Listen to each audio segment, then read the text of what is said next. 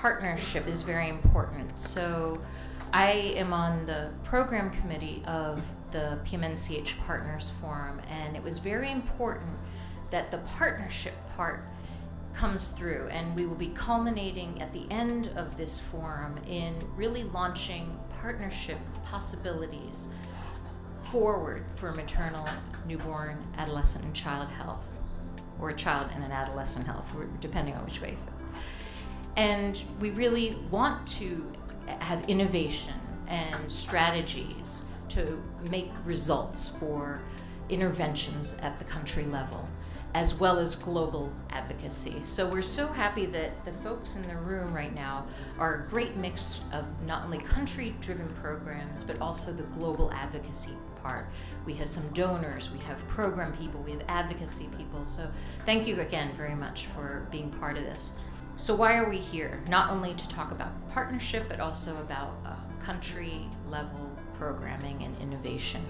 We know that we've had a lot of success with child survival since 2000, about 60% decline in child mortality. However, according to last year, WHO and UNICEF figures, we still have about 15,000 children dying a day. So that's not acceptable, and I know we all want to change that. There is a survive, thrive, and transform agenda with the global strategy for every woman and every child. And we think that we've moved past survive to thrive and transform, but we know that there's gaps. And some of the progress has been uneven due to geography, poverty, and other structural factors. So by breaking down those silos and really having some rich discussion, not only today, but in the next 2 days, we hope that we can really make progress for SDGs.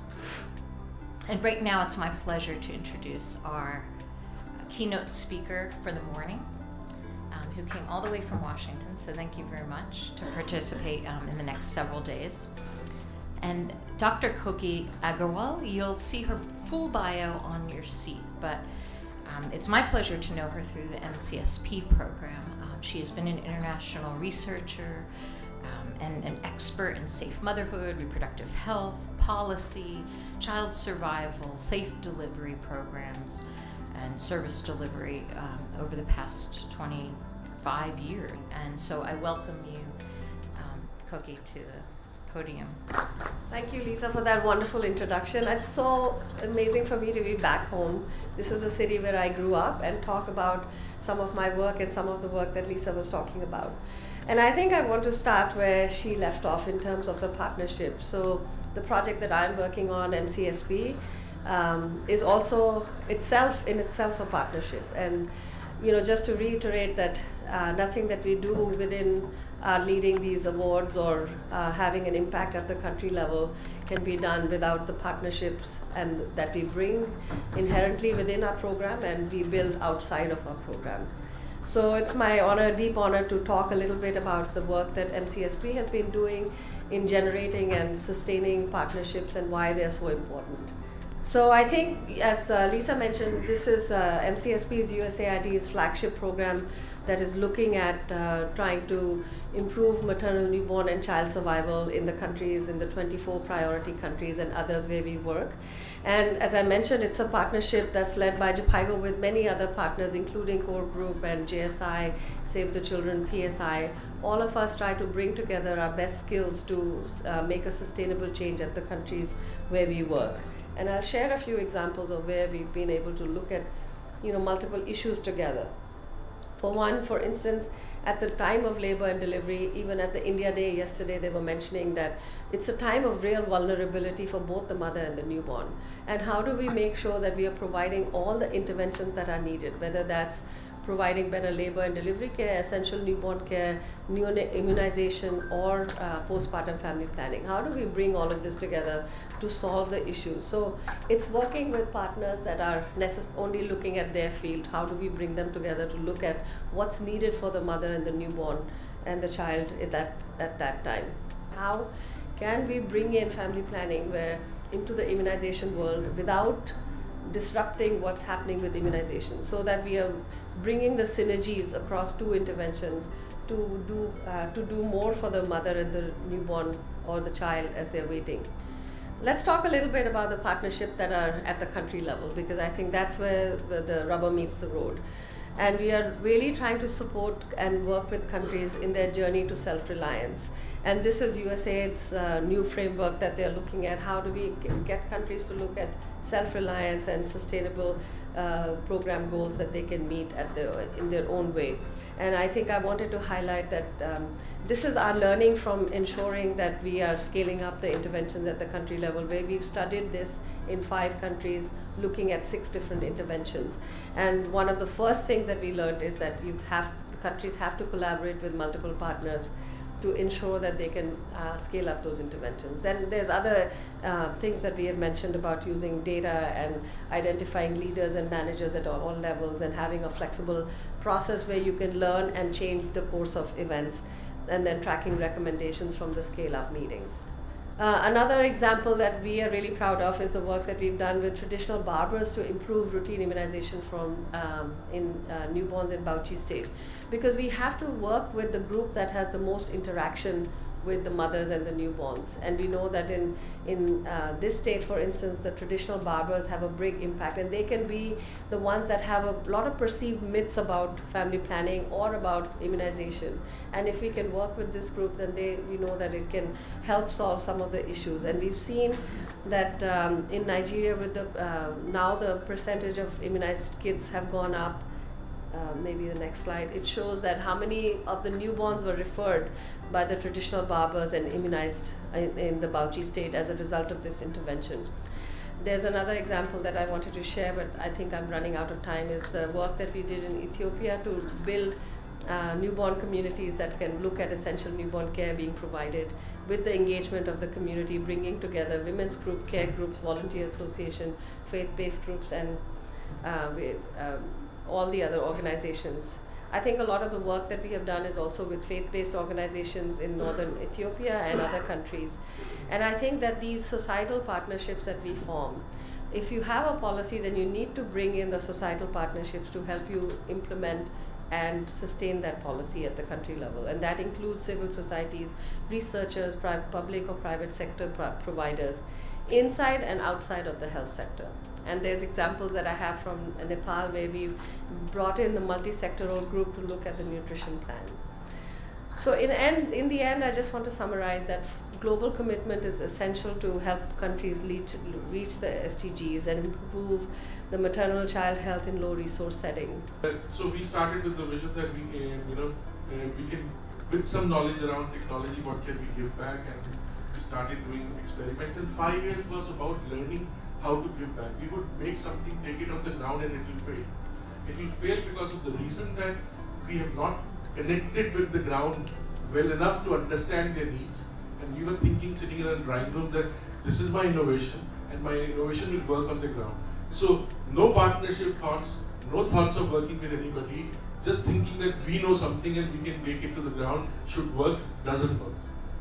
The first step then we took was, we went onto the ground and lived onto the ground with people and started learning what are their core problems, how do they address their core problems as of today, and how can we bring in an intervention where they can collaborate in designing the solutions with us. The key to establish technology link platform is that you should have a partner who even if today doesn't understand technology, is ready to understand technology and take on technology head on.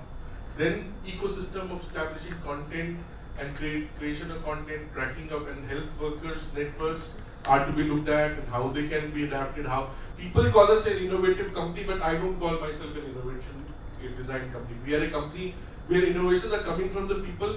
The first partners are people who bring us the innovation on our board and tell us this is the need. So we sit with their design and start working. We only have the skills to design with them, nothing more than that. But yes, passion to take it and scale it and run it. So anything that we did, so recently there was in Afghanistan there was a problem that we were facing, that not all women are given mobile phones. So how would they be able to use technology? And you cannot discount them. You cannot say that no, if they are not using technology, just leave them out. We will do without them. Then you are not serving the purpose. So we came up with the idea of designing something which is not a mobile phone, cannot be snagged by a man, and it should look like a toy so that man will not put it in his pocket. So we designed something like this, and it was designed by them, with the people, and and then we had to look at how it can be, refurbished and continuously, feed it information. Then we created a whole ecosystem where at the health center we'll, register a pregnant woman, and as soon as a pregnant woman is registered, we'll ask her if she has a phone or she can read and write. We can give her a booklet. If she has a phone, we can connect her phone. If she doesn't have anything, still she wants a system, then we'll give her a toy, loan her a toy. So we loan her a toy for a period of 9 months, and this is a talking toolkit which talks through the whole journey of prenatal care. This is actually an immunization toy.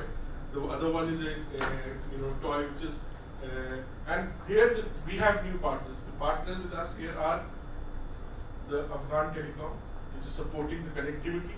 We have a content provider, the Afghan Radio, the community radio network of Afghanistan. We have who are providing us the content, who are also, and then we have the recharge centers as our technology partners. Something goes wrong with this toy, we train them how to fix it. So that it brings about a new whole ecosystem of partners in the technology link model. Apart from the partners that ma'am was talking about, at the state level, you have to have them on board. You have to keep touching, knocking at their doors, because it's not on the first knock that you get through to that door and you get the partnership done. So the coherence, the partnership, and the convergence is well integrated into the global development framework. And that's also where some of the thinking and the work that was presented earlier on the partnerships at different levels comes into play. Because as much as we're talking about immunization, as much as we're talking about health, we need to start talking about the health enhancing sectors and advocating, working at the political and programmatic level with the health enhancing sectors so that health outcomes are better. So that's really the partnership, convergence, coherence model that is very important for us in health to be aware of, because, and I'm here for a frank conversation, I think quite often we end up speaking to ourselves. We're very good within the health sector in talking to people who are also working within the health sector. But health is not necessarily talking to infrastructure. Health is not necessarily talking to education or nutrition or or sectors that are working on renewable energy, for example, right? If you think about immunization, and Koki talked about it as well, it is, when you look at the UHC coverage index, it is far ahead in terms of coverage than the other services in the UHC coverage index, right? So at the moment it's reaching about 85%, by 116 million children last year. So 85% of all children globally are reached with your DTP3 vaccine. If you look at DTP1, right, so the first dose reaches 90%, right? Now, just back of the envelope calculations, that's about 300 million points of contact with the primary healthcare system. So now the question is, can we use those points of contact to bundle additional services and reach children and households with additional life-saving but life-nurturing services?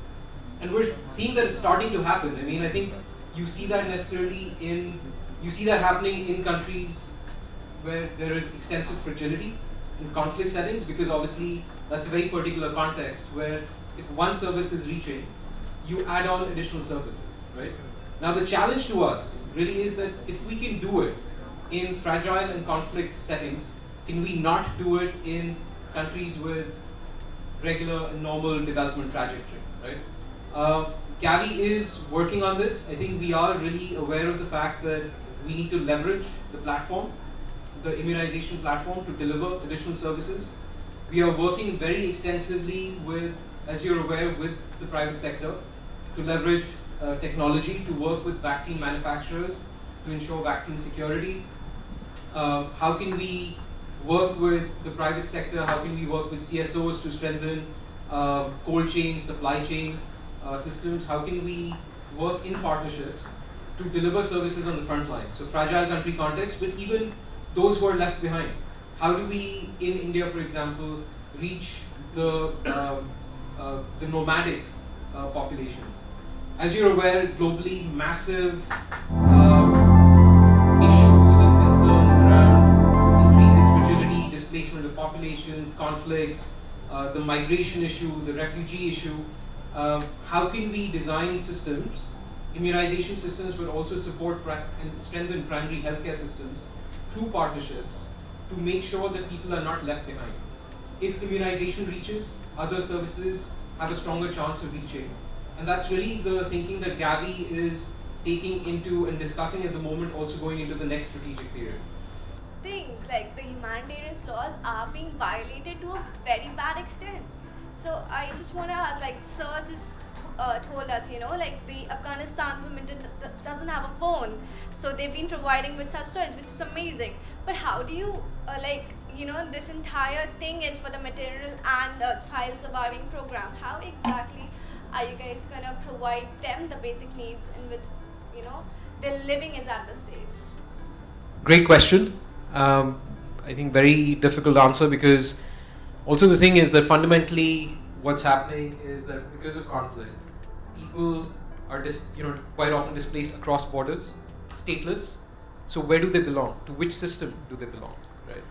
And if you're not registered, if you're not part of the system, and we know this is happening globally, right? If you're not in the system, you don't get the services. So then where does the whole idea of the right to health and the continuum of care across borders, which is also a concept. So it's not the continuum of care just within that system, but across borders, where does that go? I think here the role of organizations that are working on the advocacy aspect comes up very clearly, because especially in the case of stateless, across borders but also within countries, right? For a number of reasons people can be stateless. Getting their needs up to the decision makers becomes very important. On part of Gavi, what I can say is that we work with countries. So a lot of our services and interventions are tied to what countries put on the table as these are our needs. So these are our vaccine needs. It might happen in certain cases that countries, for whatever political reasons, are not counting the displaced people that are within their borders. So we work with countries, we work with a number of advocacy actors to make sure that some of these needs and demands can filter up in a way, can be moved up. I think one of the most effective ways of reaching those in hard to reach and conflict fragile areas has been through community-based organizations and civil society. Because these are groups that are part of the societal fabric, they have the trust of the communities, they are present, they live there, they engage, and they can go where government cannot go, where donors cannot go. And again, these have been effective in several of the conflict areas across Pakistan, Afghanistan, northern Nigeria, South Sudan. So again, I think if we looking at some of these complex issues, working more closely in partnership with civil society, CBOs, NGOs would be important to be able to gain that access. And I think, for us to look at civil society and these NGOs as being stakeholders for multiple interventions. I have a question. So I work on both sides of the table. I have a question. Some of you mentioned that immunization can be a good entry point for improving health system and other health services. Now, a country like India, we have talked about it, but I personally believe we have not really exploited this opportunity, using immunization as an entry and through power of partnerships. So are there any good examples where at scale something has been done using immunization as an entry point and other like child health or maternal health has improved with some evidence? So that's what we would like to really promote in India. But just to your point, I think you're really trying to get to a very practical level. And integration, again, I think it needs to be smart integration. and looking at the multiple levels and their involvement. Are there policies at a national level that promotes integration? And then when you come to the implementation, is there an enabling environment for the different sectors to actually come together? And then when you get to the point of services, are the in-charges facilitators of that process? Hi everybody, thanks for coming. A lot of what I'm going to say you've heard in bits and pieces throughout the morning, so forgive me for the duplication, but if you hear it, it's because we think it's really important. The monumental task of eradicating a tiny virus off the face of the earth could not be achieved without partnerships big and small, and at all levels of governments and societies.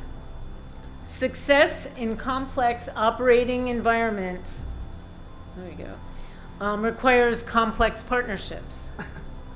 Efforts fail if the underlying operating environment is underestimated, or an important aspect of it is ignored or is left out. The most successful endeavors need a 360-degree look. We have to avoid dogma and encourage innovation. Organizational partnerships of unlikely institutions with different operating cultures find themselves with a common goal. In polio, epidemiologists, behavior change communication people, vaccine manufacturers, diplomats, security and military forces, politicians, virologists, logisticians, religious, traditional, and local leaders have all made important contributions over the years. As obstacles arose, new coalitions were built to tackle them. The Islamic Advisory Group on Polio Eradication grew out of engagement with the Organization of Islamic Conference in an effort to bring scholarly insight into misconceptions that polio vaccine wasn't safe or halal. I was fortunate enough to be part of the group who traveled to the Gulf states to explore how the OIC could be supporting immunization efforts. Groups in every country around journalists for polio were established to assure access to credible information and encourage accurate reporting of both journalists and editors. Creating an enabling environment through mass media, television, radio is incredibly important, as we also work at the community level to change individual behaviors or to reinforce positive already existing behaviors. Mothers groups came together for reassurance, but ended up changing social norms in favor of vaccination. In areas of insecurity, working with security forces and military troops has often been critical. Cira de Quadros first accomplished days of tranquility by approaching rebel groups in El Salvador.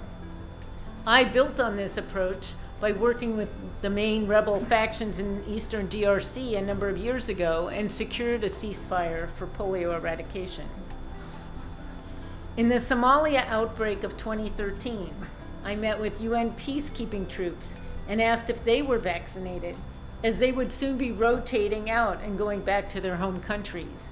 We didn't want the virus in Somalia going back to multiple countries in Europe in particular. Many had not been vaccinated. I didn't even realize that the immunization schedules of troops going into the UN were all different and variable. There was no common schedule. But within 24 hours, we had worked with the UNISOM troops and had enough doses packaged in bundles and airlifted to close this gap. In Pakistan, the military and police provide security for vaccinators in problem areas. Political leaders, sports figures, celebrities have contributed their voices in support of polio eradication. Unlikely partnerships evolve as needed. Barbers help find new settlements. Brick kiln owners, often reticent to see outsiders, first agreed to vaccinate after I approached them and explained the need to vaccinate the kids at the brick kilns. Warlords in Somalia organize a smooth handoff of vaccine at their individual borders. Youth mobilizers bring young children for vaccination. Teachers assist with monitoring. Airlines agree to transport stool samples. Universities conduct research. Pediatric and medical associations lend their stamp of approval to help resolve refusals and lend credibility to the safety of vaccines. In USAID's polio results framework, the first strategic objective is partnerships. We take it seriously. Polio eradication is an amazing partnership and is unprecedented in the history of public health.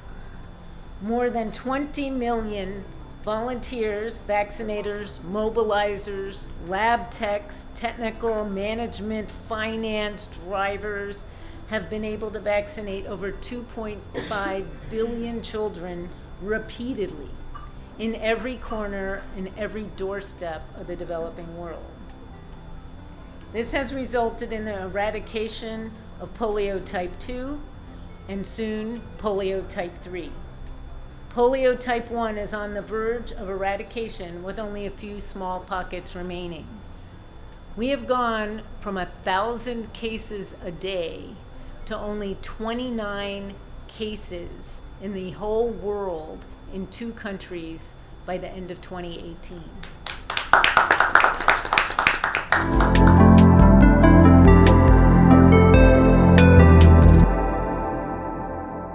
So we came out with the results that we need to do two things. One was giving training to the vaccinators, the field workers, and communication training, because we thought that we should improve their communication skills and their behavior with the people, and that helped a lot. And the second big thing was this concept of SM network, social mobilization network, which was established by UNICEF, CORE and Rotary also, mainly, and especially in UP and Bihar. So when this SM network was established, then we came to know so many things, and that there are individuals, there are groups who are either refusing, they are resistant, or they are hiding, as it was discussed earlier, hiding children. They are not directly refusing, but so gradually lots of research was going on, and it was realized that there are many factors actually. Different kind of problems may be in different areas, so we need to identify them and we need to address them. So with the help of this SM network, we were able to know where this acceptance is poor and which are these individuals and groups, and what are the reasons for non-acceptance, and what are the probable solutions. And this was only after this SM network that we were able to eradicate polio. The other thing that I would like to highlight in the polio program is the very effective use of data. And the data was not used just by the government or by WHO. We did the monitoring, yes. We monitored, we brought out the data. But the data and the reported and the monitoring data, both these sets of data were used by the partnership for the benefit of the program to make improvements. And the data is so detailed that probably no other program can give you data that can be disaggregated down to the household level. And that's the reported data that we have in India. We can tell you that, we had, like, I clearly remember in 2005, on the average 20% of households in UP had a missed child. But by the time we finished that, we know that not more than 4% houses have a child who's potentially missed. Also from the data we know that now less than 2% children are missed all across UP. So that's the power of data, and that data also allowed us to have a very good accountability framework. The other thing that I would like to highlight, and somebody today morning mentioned, polio program reaches everywhere. And that's because of excellent micro-planning that we have in polio. the micro plans are so detailed that you can find every place, and not only that, they are well defined. The responsibility for the teams is defined. It's not like, to some extent, that's where RI, the routine immunization program, needs to learn, because sometimes they don't define the boundaries of the area. And so the micro plans really define, and more importantly, within the micro plans, we have the high risk areas. We spoke about the nomads, we spoke about the bricklins. So in 2006, we looked at our data and we realized that we are probably missing this, or these groups are not well covered. So along with the government and along with our partners, we sat down and we defined, how do you define an urban slum? How would you define the bricklins, the construction sites, the nomadic groups, the fishing villages that we have in the coastal areas, the populations that move in the riverbeds. So all these were not only defined, they were listed by the primary health centers. So every primary health center, they know where their high-risk populations are, and then the program began to make adjustments to ensure that the micro plans address the needs of these high-risk areas. Everybody thought of how to get the vaccine in, how to get technical experts in, the 4 pillars of polio eradication, surveillance, everything was thought of, and it was a beautifully planned program, and it was going to be given to the people, to the so-called beneficiaries, the term that I don't like to use at all, because if they are not there, we are not there. But what happened when the government in its wisdom decided that we are not attracting all the babies, all the mothers? So we started going house to house, and then all our sins came up to eat us up and look us in the face and say, no, there's something wrong. They don't bring us any other programs. They treat us so badly, with apologies to the UP government sitting here. And so far they've never done much for us. When we go there, we are treated badly. Vaccines are not available. They talk to us rudely just because we are poor and we are sort of disfranchised and we are illiterate. We don't understand what it's about. And so people started shutting doors on our faces. And then the whole thing of partnership came up, And I think what has helped us as NGOs, as we call ourselves civil society, that we were a part of the partnership. As NGOs, we also realized that we had to keep the activism part a little softer, and start learning to also work with the government in a positive way. So as PMNCH pointed out, it was keeping the government at the helm, in the driver's seat. We did our best to work through the social mobilization network. We learned to work with development agencies, UN agencies, not easy at all. They have a different outlook on what they're supposed to provide. We had a completely different outlook. Every time we spoke to the government and we went back to the people, there was a disconnect. So we were actually able to build bridges. We were able to open doors. I mean, we can tell you horrific stories of how we were chased, away by the people. And because our CSOs are part of the community, they can't run away anywhere, The A&M would run away, the Anganwadi worker would run away, the vaccinator would run away. Where would we go? Where would our CSOs go? So we learned to sort of come to a point where we realized that partnership is the only thing. And by partnership, we meant proper respect to each partner. Just because you're a CSO or you're a community person or you're a mother doesn't mean you are any less than, say, the Health Minister of India. You are no, because if there's no baby at the end of the line, there's no point in your coming with any eradication. तो जैसे हम programme में जुड़े और समुदाय के अंदर हम गए और वहाँ पे एक के बाद एक घर में जाने के बाद वहाँ पता चला कि समाज के अंदर कितनी ज़्यादा भ्रांतियाँ हैं हमारे प्रोग्राम को लेके। अलग अलग तरह की भ्रांतियाँ थी उनके अंदर। कोई भी समझने को तैयार नहीं हो रहा था कि हाँ, हमारा ये जो केस पोलियो है और प्रोग्राम से जुड़ी हुई जो भी जानकारी है उनको बिल्कुल समझ में नहीं आ रहा था।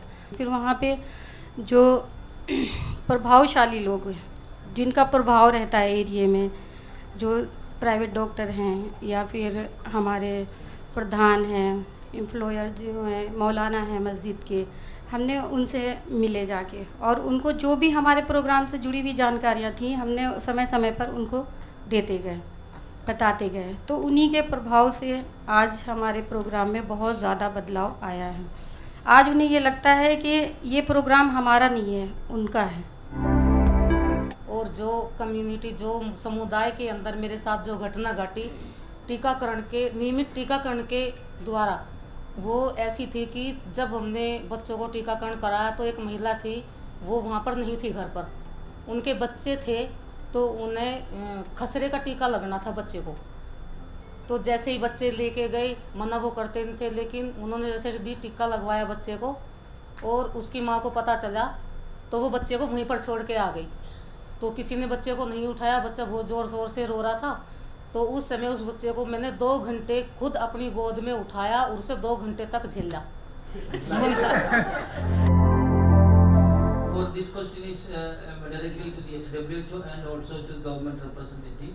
What was the mechanism you adopt for checking the data reliability and consistency? Is it prudently done by the WHO or the UNICEF? Because I found out this data difference and I wrote to WHO also, I wrote to the UNICEF also at that time, with a copy to the government of India also actually. Is there any program or mechanism you are adopting, WHO and UNICEF is adopting to recheck and looking at the consistency of the data? I'd like to tell that in at least in UP and many other states in India, concurrent monitoring is being done by the WHO and UNICEF. So large number of WHO monitors are there in the field. They continuously monitor all the RI activities. So whenever we have some analysis, some review, we don't discuss about the reported data. Whatever they have reported, we have the WHO data and according to that we review. One thing. The other thing, fake reporting of data has been a big problem, and I will say that that has also been addressed to great extent. People-centered integration. Partnership and success. Shared learning is fantastic partnerships. One team, one dream. Inspiring stories. And we go back with the hope that we can do much better together. Partnerships really work, and that we need to include community-based groups in the discussion right away.